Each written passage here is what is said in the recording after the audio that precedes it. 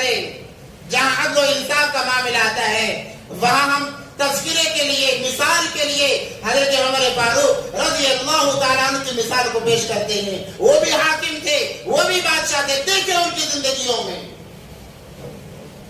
پوری دنیا پر انہوں نے بادشاہت کی ہے، پوری دنیا پر حکومت ان کی تھی، مگر اللہ کا ڈر اتنا، کہتے یا اللہ میں پیدا نہ ہوا ہوتا تو کتنا اچھا ہوتا، میری ماں نے مجھے جنا نہ ہوتا تو کتنا اچھا ہوتا. وہ عمر بن خطاب جن کے کہنے پر، جن کے سوچنے پر اللہ قرآن کی آیتوں کو اتارے، ان کا مقام و مرتبہ نبی پاک صلی اللہ علیہ وسلم نے فرمایا اگر میرے بعد نبی ہوتا تو وہ عمر ہوتا، اگر میرے بعد نبی ہوتا تو وہ عمر ہوتا. قیصر و کسریٰ کے بادشاہ جن کے نام سے لرزتے، مگر اللہ کا ڈر اس قدر ان کے دل میں تھا کہ کہتے کہ میری ماں نے مجھے جنا نہ ہوتا تو کتنا اچھا ہوتا. ایک وقت ان کا وہ بھی تھا، ایمان لانے سے پہلے دشمن اسلام تھے، مخالفت کیا کرتے تھے. اسی لیے کہا جاتا ہے کہ حضرت عمر تمام صحابہ مریدین نبی ہیں اور حضرت عمر رضی اللہ تعالیٰ عنہ مراد نبی ہیں. نبی پاک صلی اللہ علیہ وسلم نے حضرت عمر کو مانگا ہے کعبۃ اللہ میں بیٹھ کر. نبی پاک صلی اللہ علیہ وسلم نے فرمایا اللہم انی اسألک عز الاسلام بأبی جہل ابن ہشام او عمر ابن الخطاب رضی اللہ تعالی عنہ. اے اللہ دین کو تقویت عطا فرما، یا تو ابو جہل کے ذریعے سے یا تو عمر کے ذریعے سے. بڑے سردار تھے، مکے کے بڑے سردار تھے. ان دو سے تمام مکہ خوف کھایا کرتا تھا، یہاں تک کہ ابو جہل تو نبی پاک صلی اللہ علیہ وسلم کو تکلیف دینے میں اس نے تو حد پار کر دی. آخرکار انشاءاللہ جب سیرت اگلے جمعے سے ہمارے درمیان سیرت کا عنوان شروع ہو رہا ہے، ایک ایک چیز انشاءاللہ نبی پاک صلی اللہ علیہ وسلم کی ہمارے سامنے آئے گی. ابو جہل نے اعلان کر دیا کہ جو نعوذ باللہ محمد کو قتل کر دے 100 اونٹوں کا اسے انعام دیا جائے گا. دشمنی یہاں تک. جب حضرت عمر نے سنا،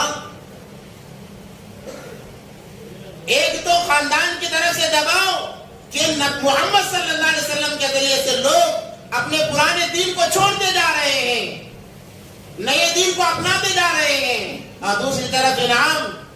ایک مرتبہ سوچ لیا کہ چلو اس معاملے کو ہی ختم کر دیتا ہوں. تلوار نکالی، گھوڑے پر سوار ہوئے اور چلنے لگے کہ آج نہ محمد صلی اللہ علیہ وسلم رہیں گے نہ یہ معاملہ رہے گا، آج معاملہ ہی ختم کر دیے دیتے ہیں.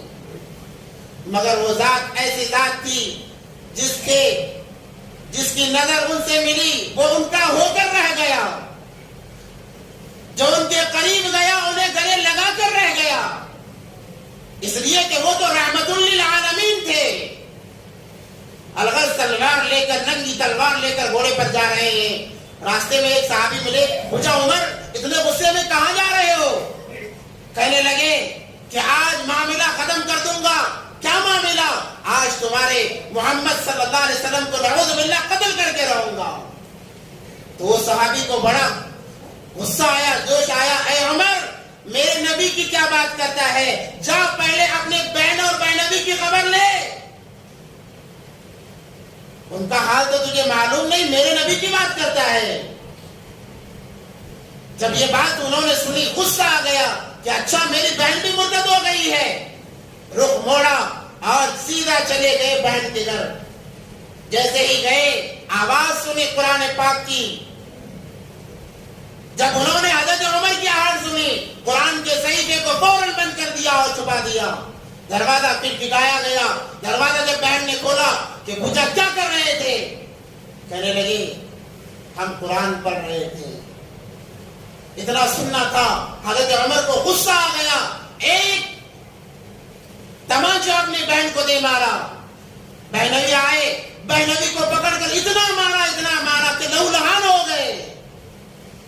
پھر دوبارہ بہن آئی، بہن کو بھی مارا. تو بہن نے جوش میں آ کر کہا کہ اے عمر جتنا ظلم کرنا ہے کر لے، ایک مرتبہ جس دین کو میں نے اپنا لیا ہے کسی حالت میں اس دین کو چھوڑنے والی میں نہیں ہوں۔ تو عمر نے کہا کہ اچھا یہ بات بتا، تجھے عمر پیارا ہے، بھائی پیارا ہے یا دین پیارا ہے؟ بہن نے بے ساختہ کہا اے عمر اس دین کے لیے تیرے جیسے 1000 بھائی قربان ہیں۔ عمر نے سنا کہ بھائی کو چھوڑنے کے لیے تیار ہے، یہ بات ان کے دل میں جگہ کر گئی۔ پوچھا کہ کیا پڑھ رہے تھے، ذرا ہمیں بھی بتاؤ۔ تو ان کی بہن نے کہا انک نجس، تو ناپاک ہے، پہلے پاک ہو کر آؤ، اس کے لیے تجھے پہلے غسل کرنا پڑے گا، وضو کرنا پڑے گا۔ یا نجس سے مراد علماء نے فرمایا کہ تمہارے دل کے اندر باطل عقیدے پنپ رہے ہیں، تمہارا عقیدہ خراب ہے، تمہاری نیت خراب ہے، پہلے جاؤ غسل کے ذریعے سے بدن کو بھی پاک کرو، دل کو بھی پاک کرو، تب یہ قرآن تم پڑھ سکتے ہو۔ اس لیے قرآن کو سمجھنے کے لیے ظاہر کا بھی پاک ہونا ضروری ہے، باطن کا بھی پاک ہونا ضروری ہے۔ تو جب یہ غسل کر کے وضو پاک ہو کر آئے تو ان کے ہاتھ میں قرآن پاک کا ایک صحیفہ دیا گیا، سورہ طٰہٰ اس کے اندر لکھی ہوئی تھی اننی انا اللہ لا الہ الا ہوں۔ جب یہ آیت پڑھی عجیب کیفیت ہو گئی، رونے لگے، آنسو جاری ہو گئے، کہنے لگے اے بہن جس کے پاس سے تو یہ صحیفہ لائی ہے، چل مجھے بھی ان کے غلامی ملے، چل میں بھی ان کا غلام بننا چاہتا ہوں۔ نبی پاک صلی اللہ علیہ وسلم کے پاس گئے تو وہاں پر 4 صحابہ تھے، جس کے اندر حضرت حمزہ نبی پاک صلی اللہ علیہ وسلم کے چچا بھی تھے۔ لوگوں نے کہا کہ عمر آئے ہیں، ہر کوئی ڈرتا تھا، خوف آتا تھا۔ حضرت حمزہ نے کہا آنے دو، صحیح ارادہ لے کر آیا ہے تو استقبال کریں گے، ورنہ ہماری تلوار ہوگی، عمر کی گردن ہوگی۔ نبی پاک صلی اللہ علیہ وسلم نے فرمایا اے چچا جان آج اسے نہ روکو، آج اسے نہ روکو، وہ مارنے نہیں بلکہ اپنی جان کو حوالے کرنے آیا، آنے دو اسے، اندر آنے دو۔ دروازہ کھولا گیا، حضرت عمر فاروق رضی اللہ تعالیٰ عنہ نبی پاک صلی اللہ علیہ وسلم کے پاس گئے، نبی پاک صلی اللہ علیہ وسلم نے ان کا کالر پکڑ کر کھینچا، کہا عمر اسلام قبول کر لے، فائدے میں رہو گے۔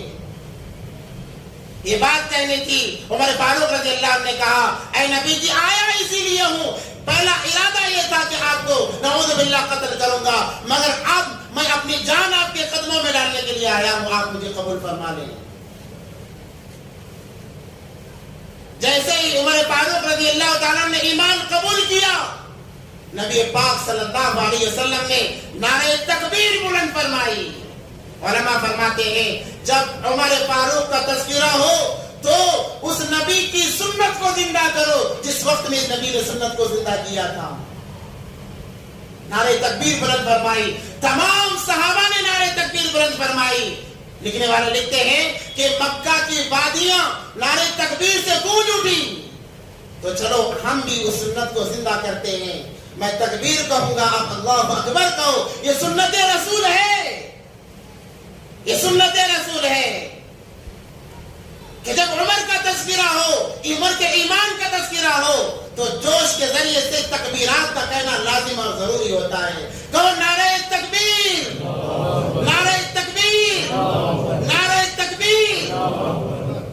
جبرائیل علیہ السلام آئے، آ کر کہنے لگے نبی جی مبارک ہو، مبارک ہو، آج سارے فرشتے خوشیاں منا رہے ہیں عمر فاروق رضی اللہ تعالیٰ عنہ کے ذریعے سے، ان کے ایمان لانے پر سارے فرشتے خوشیاں منا رہے ہیں۔